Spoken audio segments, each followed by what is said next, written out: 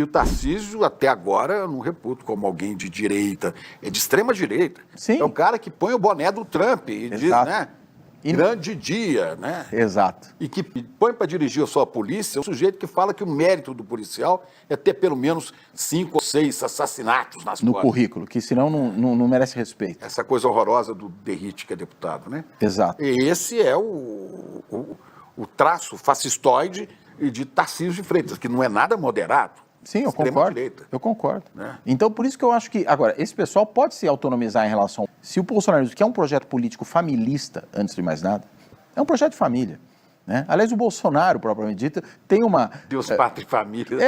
A família dele. Criou uma empresa política familiar, né? Quer dizer, ele, na época, né, deputado federal concorrendo à presidência, um dos filhos deputado federal, o outro deputado estadual no Rio concorrendo ao Senado, o outro vereador, né, no Rio de Janeiro. Hoje a gente já tem o mais novo também vereador lá em Santa Catarina e agora candidato a federal. A ex-mulher que era vereadora no Rio, né, foi retirada pelo próprio filho, concorrendo também a deputado. Então você tem na realidade, por isso que Bolsonaro nunca foi um outsider, né, mas também não é exatamente um típico insider. Ele era um político ali, uma espécie de franco atirador ali no meio. Mas tinha um projeto político familiar. Tinha o seu carisma. Também. Agora ignorância abissal, né? Não. Falta de conhecimento, isso formação e se jactando disso, né? Porque é bom ser ignorante para o bolsonarismo. Né? E ele colocava isso muito claramente. E no caso dele, o que interessa nesse momento é manter essa hegemonia, daí colocar o filho e não aceitar nenhum outro tipo de liderança como alguém que pudesse lhe suceder. Agora, se Flávio perde essa eleição, né, a depender do cenário, eu diria, há espaço para ser ocupado por outros segmentos aí. Se Flávio perde a eleição, né, Flávio perde a eleição, possivelmente Bolsonaro não representará mais grande coisa na eleição seguinte. Eu acredito que sim. Porque outras lideranças, inclusive de extrema direita também, e da direita, vão emergir. Sim, né? É esse o ponto. Já emergiram. Porque ele está preso, prisão domiciliar, o outro, o filho Eduardo, está fora do país, né? Esses dias eu vi ele comprando, rapaz, você viu ele comprando fuzis, comprou um arsenal de fuzis nos Estados Unidos, na loja comprando, exibindo os fuzis, sinalizando que nós estamos nos armando. E aparece, neste vídeo que ele aparece com fuzis, né, aparece também a imagem dele ou do Flávio com o secretário Rubio. É como quem sinalizar, nós estamos preparando para tomar o poder na base da força. Sei lá, as pessoas tão dementes que é possível. Mas então você tem o Eduardo, que não pode ser candidato, não pode nem pôr o pé aqui. O Flávio, que se perde a eleição, também saiu da vida política por enquanto, que acabou seu mandato de senador. Né? O Carlos Bolsonaro, quer ser candidato de Santa Catarina e vai enfrentar o Senado, vai enfrentar uma pedreira lá. Que é o Amin. O Amin e a deputada Carol de Tone. Que é do seu próprio partido. Né? Pode perder. E ele é o forasteiro, né? Tem isso. E ele é percebido assim em boa parte. Santa Catarina tem sido bem radicalizada à direita, né? Sim, mas tem as suas opções locais, né? Não precisa pegar um importado do Rio de Janeiro. E tem uma coisa até meio curiosa nisso, né? Porque no fim das contas, com o Flávio candidato à presidência, se o Carlos Bolsonaro tivesse ficado no Rio de Janeiro, ele teria substituído o irmão nessa candidatura. Ao ir para Santa Catarina, ele entra numa bola dividida e deixa esse espaço vago no Rio de Janeiro para ser ocupado por outros, né? Tem essa ironia da história aí. Tá tudo isso misturado. Mas eu quero voltar a te perguntar sobre Forças Armadas. Sim. Que não agiram, né? Não atenderam ao apito de cachorro, de golpe, em 22, nem no 8 de janeiro. Né? O chefe da aeronáutica disse que não entrava. Né? E agora, desta vez, pela história que você conhece deste país, você acha que os militares tiveram alguma mudança na sua formação para aderirem à defesa da democracia? Porque nunca foram, né? Eu acho que não deu tempo, inclusive, né? Claro que você tem hoje um comandante do Exército, particularmente, que parece uma pessoa mais comprometida com um certo respeito à legalidade, né? Deu algumas demonstrações nessa direção ao longo do tempo. E não à toa, e aí às vezes o que conta é sobretudo quem te ataca, né? Não à toa foi muito atacado por esses todos que estavam envolvidos no golpe. Tem gravações, tem registros por escrito mostrando efetivamente isso. Mas nós não vimos, nesse período, nenhum tipo de mudança do currículo das escolas militares, no sentido de formar militares de outra maneira. Não me parece ter nada em curso nessa direção. Então, eu acho que ainda, embora haja um certo silêncio, e nisso eu acho que há um mérito, né, particularmente do comandante do Exército, de evitar qualquer tipo de confusão, de ruído aí. Não houve, como havia no passado, aquela celebração do 31 de março, né, do golpe de 64. Isso ocorreu seguidamente ao longo dos anos. Dessa vez, não. Então, há alguns sinais positivos nesse campo, mas estruturalmente, nada mudou. Então, a gente continua tendo exatamente as mesmas Forças Armadas. O fato é que essas mesmas Forças Armadas, pelo menos alguns dos seus líderes, refugaram da tentativa de dar o golpe em 2022, 2023. Talvez porque não tivessem o respaldo, né, como eu digo. Talvez, né, acho que isso é bem possível que tenha ocorrido. Claro que eu não digo que todos, alguns comandantes certamente não iriam entrar nessa aventura, né, ditatorial. Então, o próprio comandante do Exército. Claro. E se isso serviu de alguma lição, né, essas punições, né, todo o vexame que foi para as Forças Armadas, essa tentativa de golpe mal sucedida, talvez os militares comecem, aí a gente esteja talvez no início, eu acho que esse é o ponto, o início de um processo, de um certo recuo dos militares para onde eles devem estar mesmo, que é nos quartéis, que é, né, desempenhando tarefas que a nação lhes delegue, que tem a ver de fato com a sua missão, né, que é proteger as fronteiras, né? E que têm sido bem atendidas pelo presidente Lula. Sim, nas suas demandas. Mas já tinham sido nos 2 primeiros governos. Eles não podem se queixar disso, né? Houve um aumento de orçamento. Eles eram muito insatisfeitos com o governo Fernando Henrique, ironicamente filho de militar, mas foram muito bem tratados pelo governo Lula. Então... Pois é, mas não houve essa mudança estrutural. Não. De onde nós não sabemos o que tem lá. Sim. E vamos lembrar de outra coisa. Bom, o retrato dessa balbúrdia militar de 22, que resultou em prisão de vários militares de alta patente, né? Eu acho que o retrato disso é um capitão amalucado, assumiu o comando do país e o comandante em chefe das Forças Armadas. Um capitão que foi praticamente expulso do Exército, Jair Messias Bolsonaro, né? E esse capitão, acho que a síntese disso é aquele diálogo dele com o Sargento Garcia, não, parece Sargento Garcia, mas não, do Zorro, o general Pazuello, né? Onde ele fala umas coisas, o general Pazuello, o general vira para o capitão e fala, um manda e o outro obedece. Quer dizer, eu espero que isso não se repita, né? Claro, claro. Infelizmente nem todo mundo é Sargento Garcia, né, nessas Forças Armadas. E essa é uma das expectativas que a gente tem para ver se a coisa não desanda tanto, né? Pois é, mas a gente perguntou onde estão esses outros oficiais que estão em silêncio. Sim. Semana passada... Os sargentos Garcia ou os comprometidos com a legalidade? Não, os sargentos Garcia. Onde estão eles, né? Porque eles não sumiram. Né? Não, também não creio que tenham sumido. E semana passada, o meu colega jornalista Bob Fernandes, você deve acompanhar o Bob, né? O Bob estava falando que os clubes militares começam a falar. Os clubes militares são os lugares onde esses generais de pijama se reúnem, né?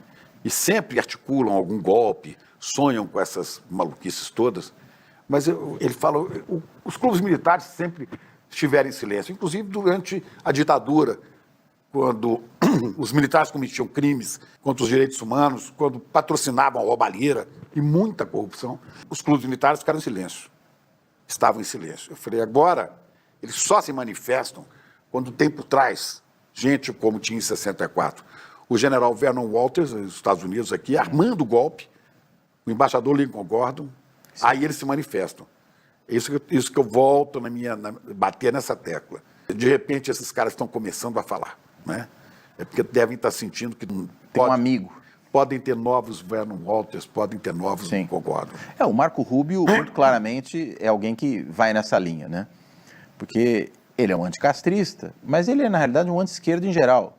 E não é só a esquerda autoritária, é a esquerda democrática também. Né? Porque, no fundo, a gente está falando de um político também, ele de ultradireita, né? Não é só o chefe dele. Sim. E o curioso é que ele é anticastrista, mas os pais dele saíram de Cuba fugindo do Batista. Pois é. Fidel Castro. Foi do ditador Batista. Fulgêncio Batista. Exatamente. Ironias, né? Pois é. Mas continue que eu te interrompi. Não, mas é isso.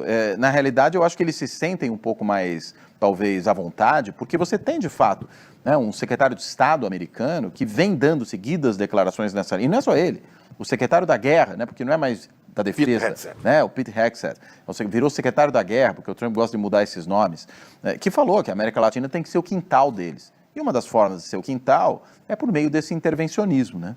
Por meio de evitar que governos que não são subservientes estejam ou cheguem ao poder.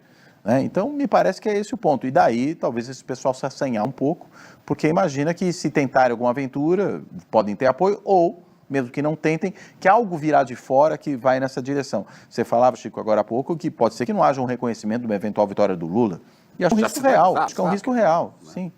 Que agora, aceitaria. Como o Flávio não aceita também uma derrota. Sim, até porque eles não se... O pai não aceitava. O pai também não aceitava, o Trump não aceitou a sua derrota lá, porque eles não precisam de evidências. Eles precisam apenas dizer o que eles acham. Né? Então, o fato deles falarem que houve uma fraude eleitoral sem provar nada, sem mostrar nenhum tipo de evidência de que isso porventura pudesse ter acontecido, isso não é um problema para eles. O problema é simplesmente dizer para aqueles que vão acreditar neles que as coisas são de um certo jeito. E as pessoas aderem. Né? Bem, a gente vê gente que tomou detergente, a gente vê gente lá nos Estados Unidos, no primeiro governo Trump, que bebeu desinfetante, porque o Trump falou que curava a Covid. Teve isso lá também. Gente que reza ou canta o hino para pneu, né? Que tenta atrair extraterrestre com código Morse de celular. Então, veja, essas pessoas vão acreditar em qualquer coisa que for dita a elas. E é nisso que eles se fiam em boa medida. Não! No Brasil são quantas? A gente está falando, segundo algumas pesquisas, de algo, vamos dizer, poderia estar entre os 12% e os 15% da população. 105, dos eleitores? Dos eleitores, 150 milhões de eleitores, mais ou menos. Não, 150 milhões não. De eleitores no Brasil? Em torno, talvez, de alguma coisa como 15 a 20 milhões de eleitores, né? Não, estou falando 150 que o Brasil tem. Ah, nós temos. Sim. Então, seriam 10%, seria 15 milhões. Isso, algo por aí. Que é uma loucura. Muita gente bebendo detergente. Uma fábrica de detergente que dê conta. Não dá mesmo. E eu te pergunto, eu tenho andado assim, eu não sou muito de ficar com medo dessas coisas, né? Mas assim, um pouco inquieto, sabe? Eu acho que, eu digo, as pessoas que têm compromissos, né? De vida com valores democráticos, com direitos humanos, com igualdade social, né? Com crescimento sustentado de desenvolvimento, a gente pensa, nesse momento de encruzilhada, o que a gente pode fazer? O que você acha que os jornalistas, os professores, os trabalhadores, as pessoas que têm, né, a noção de que isso pode estar se avizinhando, o que elas devem fazer? Porque da agora até o Natal, até o fim do ano, mesmo depois, mas da agora até o Natal vai acontecer muita coisa. Olha, acho que primeiro tem que mostrar que articulação é essa que está ocorrendo e quais são os interesses que essa articulação tem. Né? O que eles estão buscando? Né? Quem vai ganhar com isso? Né? E o que eles já fizeram no passado recente? Porque, veja, só para ilustrar o que eu estou querendo dizer, a gente via volta e meia o pessoal da ultradireita e outras pessoas, eu diria, inocentes úteis dessa conversa, dizer, o Brasil com o Lula vai virar uma Venezuela. Paulo Guedes falava, pois é. 1 ano Argentina, 2 anos Venezuela, uma bobagem. Isso. Aí a gente volta no tempo e fala, teve governo Lula 1, 4 anos. Teve governo Lula 2, mais 4, 8 anos. Teve governo Dilma, 12 anos. Começou o segundo mandato da Dilma, 13 anos e meio. Não chegamos nem perto de Venezuela. Aí teve mais 4 anos de Lula. Continuamos anos-luz distante de qualquer coisa que fosse aquela situação da Venezuela. E eles continuam dizendo isso. E tem gente que continua acreditando. Com valores em ascensão de crescimento de economia, sim, de cuidado com o meio ambiente durante esses governos. Agora, olha o outro lado. Veja o que o Trump está fazendo nos Estados Unidos. Veja o que o ICE faz. Veja como ele lida com as universidades. Veja como ele lida com os governos estaduais que não são alinhados a ele. Né? Como ele lida com os órgãos de imprensa que não comem na sua mão. Vamos lembrar como o Bolsonaro tratava os jornalistas no Brasil. Né? Vamos lembrar como é que o Bolsonaro... Quando eram mulheres, hein? Principalmente quando eram mulheres. Como é que ele se referia a governadores de oposição. Vamos lembrar da tentativa de golpe do 8 de janeiro. Ou seja, compare o que eles fizeram com o que outros fizeram. Se precisa de mais evidência do que a folha corrida desse pessoal para saber o que se pode esperar deles. Então, mostrar o risco da encruzilhada é mostrar o portfólio desse pessoal. O que o trumpismo faz e fez, o que o bolsonarismo faz e fez. E o fato de que eles estão aliados e têm trabalhado juntos. Inclusive, eles vão aos Estados Unidos conspirar contra o país, defender prejuízos ao país deles. Então, eu acho que se a imprensa, né, os estudiosos, né, todos aqueles que têm alguma capacidade de se comunicar com os demais, mostrarem simplesmente o que esses sujeitos fizeram e continuam a fazer, pessoas minimamente sensatas vão entender do que se trata. É só mostrar os fatos. E acho que os fatos, eles são muito convincentes. Sabe o que eu penso? Que ao eleitor que tem essa consciência, o eleitor, Sim. cidadão comum, não basta votar. Ele tem que trabalhar para esclarecer. Né? Os seus vizinhos, os seus parentes, os seus conhecidos. Acho que Sem a briga, sem, né? Não se trata de briga e se trata de fazer isso com respeito ao outro. Porque com capacidade de ouvir, né? Com capacidade de ouvir e não tratando o outro como um idiota, né? Às vezes o outro está em pânico, tem medo, acredita em certas coisas. Assim como as pessoas caem em golpes, né? Dão a senha do banco, né? Dão o número do cartão. Às vezes. As pessoas fazem isso na política também, né? Elas se deixam levar por golpistas, até nesse caso golpistas em vários sentidos, né? Nesses que tentam enganar os outros para se aproveitar deles e no sentido de tentar realmente romper com a democracia. É um pouco a mesma lógica. Então você não vai culpar uma vítima de um crime por ela ser uma vítima de um crime. E muitas dessas pessoas que se deixam levar por esse tipo de canto de sereia estão sendo vítimas de um crime, de certa forma, né? Aliás, se é um golpe de Estado, é um crime mesmo.